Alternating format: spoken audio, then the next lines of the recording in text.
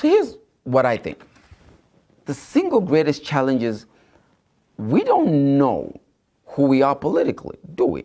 I mean, we can't define if we're capitalists, if we're nationalists, or if we're socialists. For the last 38 years, we have achieved so little as a country. I mean, we've reached some astounding heights as productive individuals. But when you really think about it, we've done so little as a country. Political and religious leaders specialize in dividing instead of uniting us now. There is more organizational conflict internally than there is with those who oppose our beliefs. No one is fighting ZANU-PF more than ZANU-PF. No one is fighting MDC more than MDC. No one is fighting the Christian church more than Christian leaders. The Zimbabwean identity crisis begins at leadership level. ZANU-PF post-independence had its identity championed by Robert Mugabe. MDC had the same with Morgan Tsvangirai. But if you ask MDC or ZANU-PF supporters right now what they stand for, they couldn't tell you. I didn't even like Morgan, but I knew he was a Democrat. He's the guy whose whole story was about we need to change the political system and allow a new kind of democracy. Mugabe was a nationalist. He was all about black rule, black hard power. Whether it was education, he moved to land, he moved to indigenization. It doesn't matter if you agreed with him or not, but at any given point, we all knew what Robert Mugabe was all about. Aingozoshandisa how much it is his only tool, and that's where I didn't agree with him. Our political parties right now are going through a period where they have to reimagine their identity or they will go into extinction. Nobody feels represented right now by any political leader in this country. I mean, answer the question honestly. Do you really feel represented? We cheer them on, but do they represent us?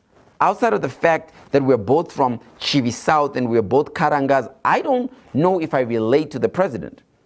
We're at war against poverty. And what we need is a commander-in-chief to get us out. Everybody's fighting for himself. Now, the price of living is gone high, but that's not the problem. The problem is you've tied our hands and you've tied our legs, so we can't even fight to survive.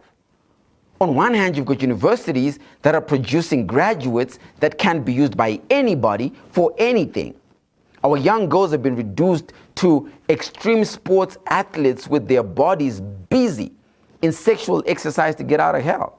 A lot of our young boys no longer think about an honest living because everybody around them who is making it because they broke the rules.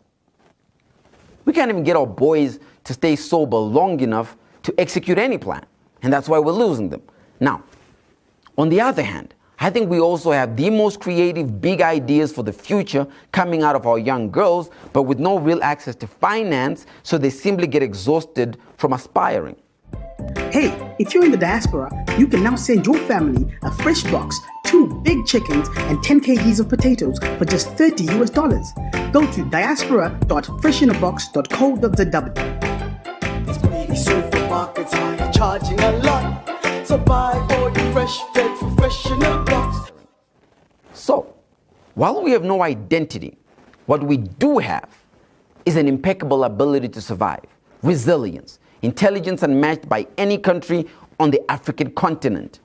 We have schemers par excellence who can create models to fit any changing environment. We have citizenry deployed across the world, working in some of the world's largest institutions. We have big thinkers who have solutions for each problem this country has. Mr. President, this country has manpower that every other country would die for. It just needs a commander. In case no one has told you, Mr. President, you're talking to everybody, but you're not talking to the people. You don't need a spokesperson, not right now. I know you have a plan. In fact, I think it's a good plan. But I need you to get off your high political horse and command every Zimbabwean on what to do next. Organize us. You've done this before in the liberation struggle. Create clusters of production so we can become brutal in how we mine, in how we farm, in how we serve. The only way that you increase productivity is when you make me more productive. The only reason we spend our days on social media wasting time is because we're not productive. The only reason we are fighting is because we're not productive. That's the true identity of Zimbabweans. We are the most productive human beings on earth. Your government is not productive. It's a stadium for the looting Olympics, chasing looters one after the other. In more cases than not, it's hurting the ordinary Zimbabwean than it's actually helping them. You know, Robert Mugabe's leadership wasn't perfect. In fact, I think Robert Mugabe created a big mess. But Robert Mugabe left you the most productive human beings on the planet. Every employer around the world loves a Zimbabwean employee. I think you should command Winston Chitando to organize every young person who wants to get involved in mining to get their hands dirty. I mean, we can then produce more gold, produce more diamonds, produce more gas, produce more chrome.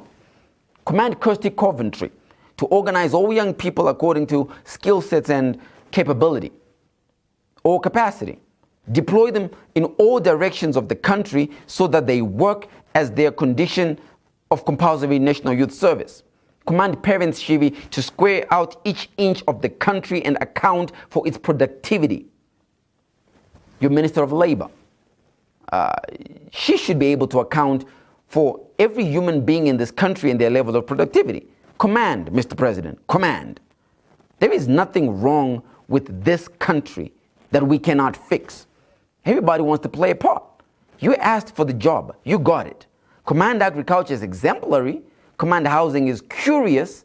But your legacy, Mr. President, your legacy will be defined by your ability to command your people to productivity. That is the true identity of Zimbabweans. Productivity. It's what we're looking for when we go to church. It's what we're really looking for when we attend a rally. You have your job. Your Excellency, make Zimbabweans productive. It's the only reasonable pathway to prosperity. It's the only reasonable chance we have to get out of this mess. My name is Lumumba, and I'm the people's champion. Until next time, head back.